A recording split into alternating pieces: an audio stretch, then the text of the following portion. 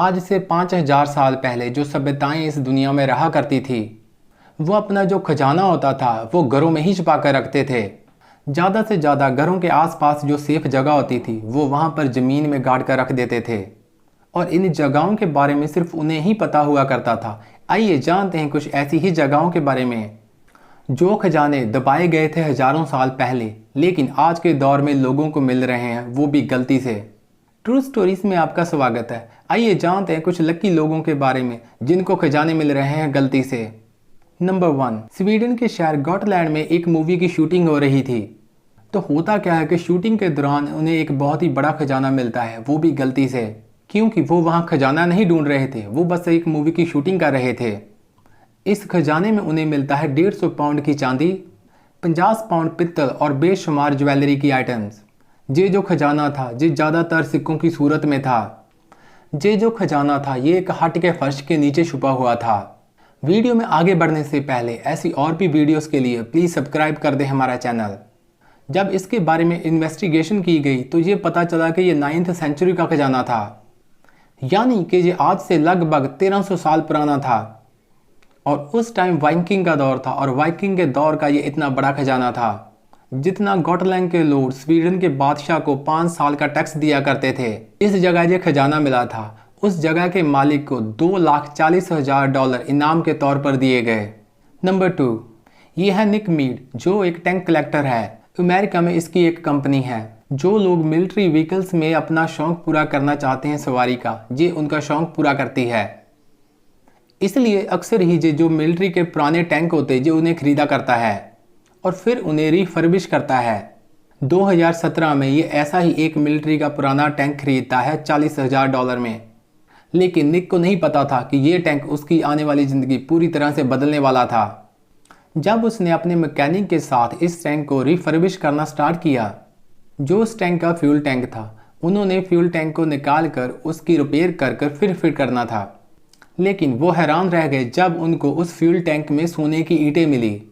वो 5 सोने की ईंटें थी और वो प्योर गोल्ड था। उस टाइम इसकी कीमत $12 लाख थी। ये कहा जा रहा है कि किसी फौजी को इराक में जंग के दौरान वहाँ किसी घर से मिली होंगी और उसने इसे सेफ रखने के लिए एक टैंक में डाल दिया और फिर बाद में उस फौजी की मौत हो गई होगी, तो ये राज अभी तक छुपा रहा। आइए बढ़ते हैं नंबर 3 की ओर। ईस्ट इंग्लैंड में एक ज़मीन के मालिक का हथौड़ा खेतों में खो जाता है। वो हथौड़ा ढूंढने के लिए अपने दोस्त जिसका नाम इरिक है उसे कहता है कि मेरी मदद करो।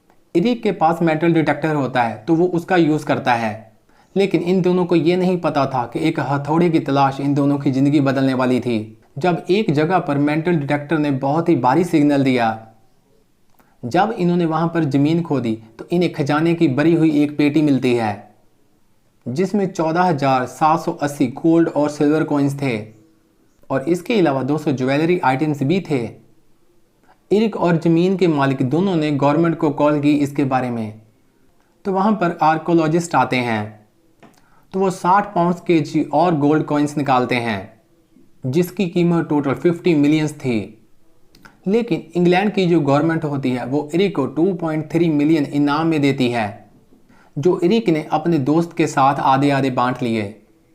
इस तरह वो एक हथौड़ा ढूंढ रहे थे लेकिन उन्हें मिला खजाना। आइए अब जाते हैं नंबर 4 की तरफ। एक स्कूबा डाइवर को फ्लोरिडा के समुद्र में एक सोने की चेन मिलती है जिसकी कीमत थी $700। लेकिन वो इस चेन से खुश होकर बैठा नहीं, वो फैसला करता है एक और बड़ा खजाना ढूंढने की। समुद्र के बॉटम में जब वो अपने मेटल डिटेक्टर के साथ खजाना ढूंढ रहा था तो उसके मेटल डिटेक्टर ने बहुत ही ज़ोरदार आवाज़ की। तो जब उसने मिट्टी हटाकर देखी तो वह हैरान रह गया। मिट्टी के अंदर उसे 5 सोने के सिक्के मिलते हैं जिसकी कीमत $10 लाख थी। ये जो सोने के सिक्के थे ये कम से कम 200 साल पुराने थे। लोगों का कहना है कि उस जगह पर तूफान के कारण बहुत ज़्यादा जहाज डूब चुके थे और ये जो सोने के सिक्के हैं ऐसे ही किसी डूबने वाले जहाज में रहे होंगे जो किसी हादसे का शिकार होकर हमेशा के लिए समुद्र में डूब गया था। आइए अब बढ़ते हैं नंबर 5 की तरफ। जेमी ओलिवर दुनिया का मशहूर शेफ, ये मैनचेस्टर में एक नया रेस्टोरेंट खोलना चाहता था। इसने वहाँ पर एक पुरानी बिल्डिंग खरीद ली और रेनोवेशन का काम भी स्टार्ट कर दिया।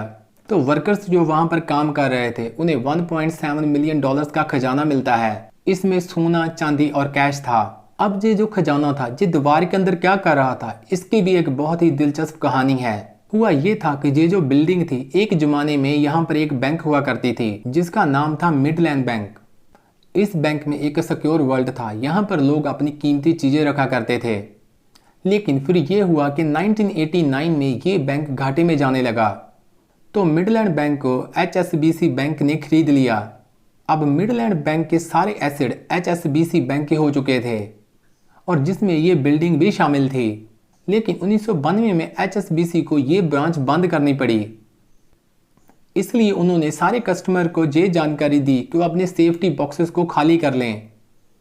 लगभग सारे लोगों ने चीज़ें निकाल ली, लेकिन कुछ लोग नहीं आए, शायद वो उस टाइम तक उस दुनिया में नहीं रहे थे। इसलिए इस बैंक ने उनके बॉक्सेस को तोड़ने का फैसला किया। वो सेफ बॉक्सेस को तोड़ लेते हैं और उसमें से जो कीमती चीज़ें होती हैं उनको भी निकाल लेते हैं।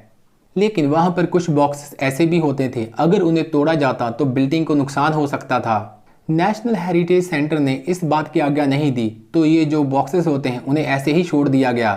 तो HBC बैंक ने ये बिल्डिंग खाली कर दी। तो 20 साल बाद जेमी ओलिवर के रेस्टोरेंट को जब रेनोवेशन किया जा रहा था तो तब ये खजाना मिलता है। लेकिन ये जो खजाना आता है वो HSBC बैंक को ही वापस कर दिया जाता है। ऐसी और भी वीडियोस देखने के लिए प्लीज़ सब्सक्राइब करें हमारा चैनल।